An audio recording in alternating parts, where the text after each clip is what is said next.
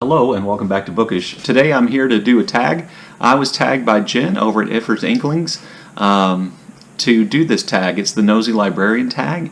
The tag was created by Adrian over at Strip Cover Lit, who, in their quest to make a video or put a video out every day, have come up with a number of really fun tags.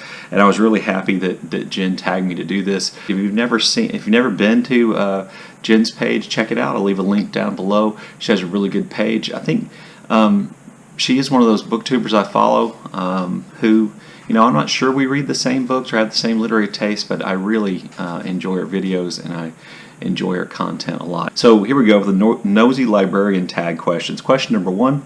I'm reading off my phone, by the way, so I'm having to hold it a long way away from me. Question number 1. What has been the most influential library in your life? That would be the Kurth Memorial Library in Lufkin, Texas. I grew up in Lufkin, Texas, and that was my town's library. It was for the size of the town I lived in, I think it was a surprisingly large, modern library. Then, kind of the cool, welcoming library. I went there a lot in the summer. That's probably why I remember it being cool. But I remember that the children's section of books was immediately to the right. After you walked in, you walked straight towards the librarian's desk, and then if you went to the right, the children's books were right around there. I suppose it's so the librarians could keep an eye on the kids. I remember distinctly there was a summer reading challenge program where you got a card that folded out, accordion style, and how these places for you to fill in all the books you read. And I remember, going and checking out, fistfuls of books at a time and going home and reading them and then proudly putting them on that card or writing them on that card. I can't remember what you got for doing that, but I do remember getting my own library card with my very own name on it and keeping that in my little kid wallet. It was an orange card with black letters that said Kurth Memorial Library, and my name was embossed, imprinted in there, so it would show up when they ran it through the machine that checked the books out to you. But that was the most influential library in my life. Question number 2, honest assessment, what will be the title of your biography? So I'm sure this is not going to be original, but the title of my biography would be Who? Question number 3, the story from your life that you most hope your librarian never finds out. Okay, so this question confused me. Is it a story about libraries that I hope my librarian never finds out? I'm going to go with that because I don't really want to share with you other stories I would hope a librarian never finds out. But I would hope, the story I'll tell that I hope my librarian never finds out is that in college I helped my friend steal a book from the college library. Not proud. He needed the book. He was writing a paper. He had lots of fines. He didn't have a lot of money. So my college library had at the entrance there was like a 3-story kind of, 3 or 4-story kind of, well, it was open 3 or 4 stories high, let's say that, so that from every level of the library above that you could look down at the atrium. And they had those, I don't know if they're what they are, but like metal detector things you had to walk through to make sure you weren't stealing books. But because the atrium there was so high, we figured out that if you threw a book up high enough in the air and over those things, that the detectors wouldn't go off. And so that's what we did. He went in, got the book he wanted,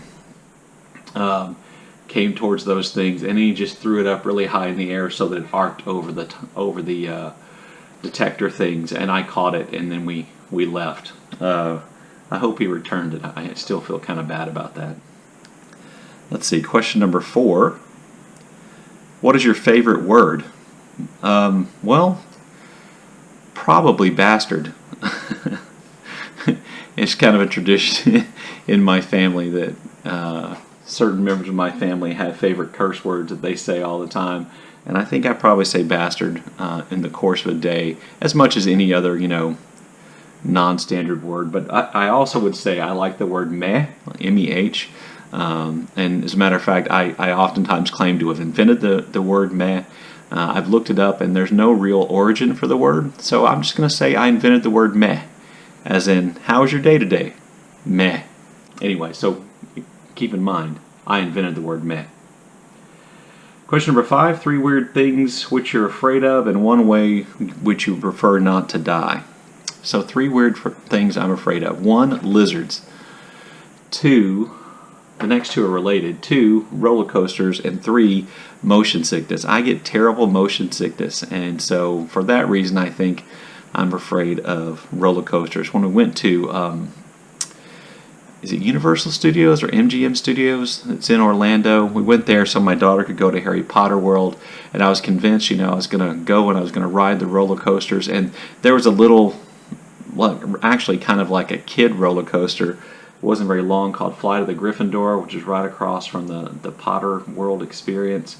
And I thought, I'm going to get on that, and I'm going to prove to myself I can do this. And we weren't through 2 turns before I was completely green and nauseated. I'm just really hate feeling motion sick, and so I'm going to go with those are the 3 things I'm afraid of: lizards, roller coasters, and motion sickness. And maybe it's because I'm afraid of vomiting. I'm going to throw that in as a 4th one.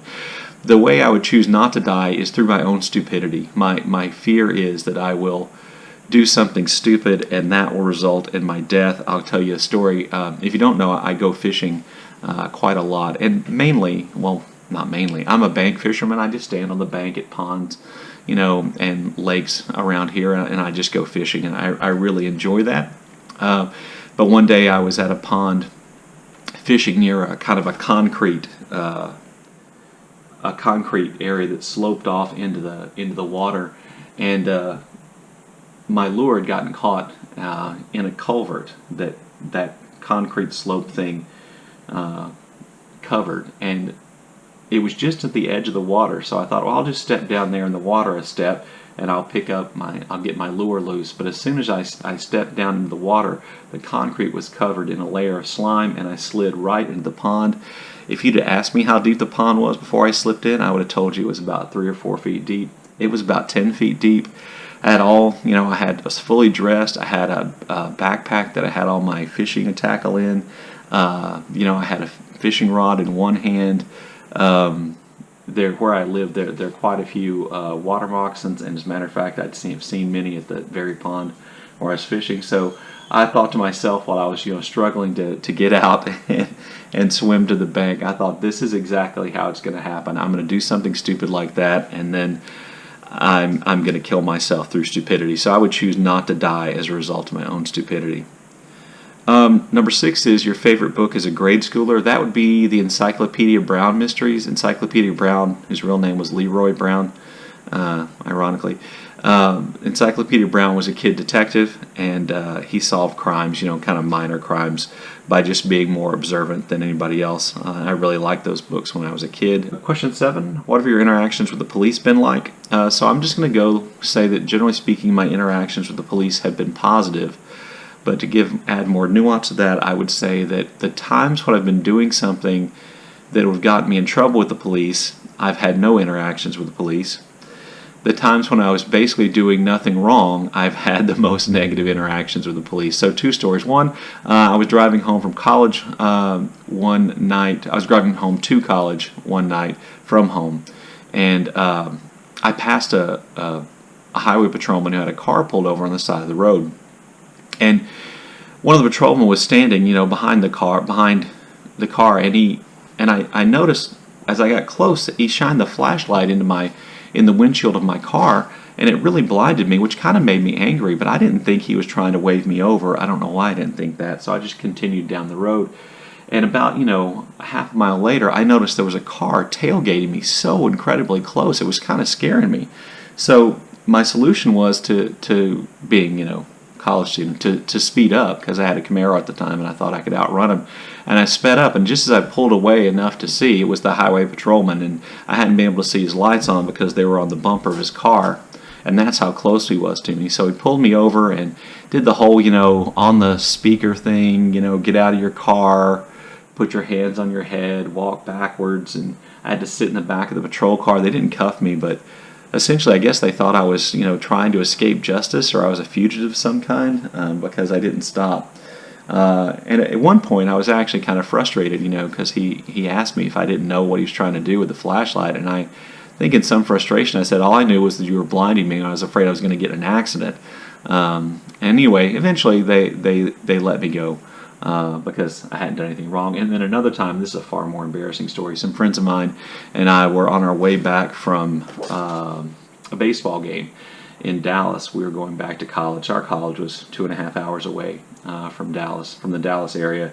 And, you know, it was like 1 o'clock in the morning or later, and there was no place open back then that we could find to go to the bathroom. So we just pulled off the road and we're going to head up into the woods and go to the bathroom. And sure enough, a highway patrol car pulled up behind our car and spotlighted us in the woods and harassed us and made lots of off-color jokes about us and, you know, our shortcomings while we were in the woods. And eventually they also let us go, and we got back in the car and went on our way. Question number 8, all-time favorite book cover? This one. Question number 9, how many places have you lived?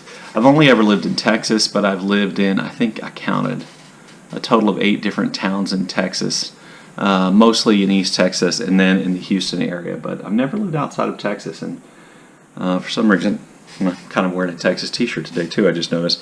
For some reason, I find that suddenly embarrassing. It says to tag 11 booktubers that you like and admire and why I like them. So I'm going to tag Andreea at Infinite Text. And she's the only person I'm going to tag. I don't think she's done this tag yet. And Andreea is a librarian, and she has read a ton of books and an amazing variety. And she has a great channel, so I'll leave a link to her channel down below. But I tag Andreea, and then we're also supposed to say something. I'll look at it like an old man. And then I have to compliment Strip Cover Lit. So here's my compliment for the fellas at Strip Cover Lit.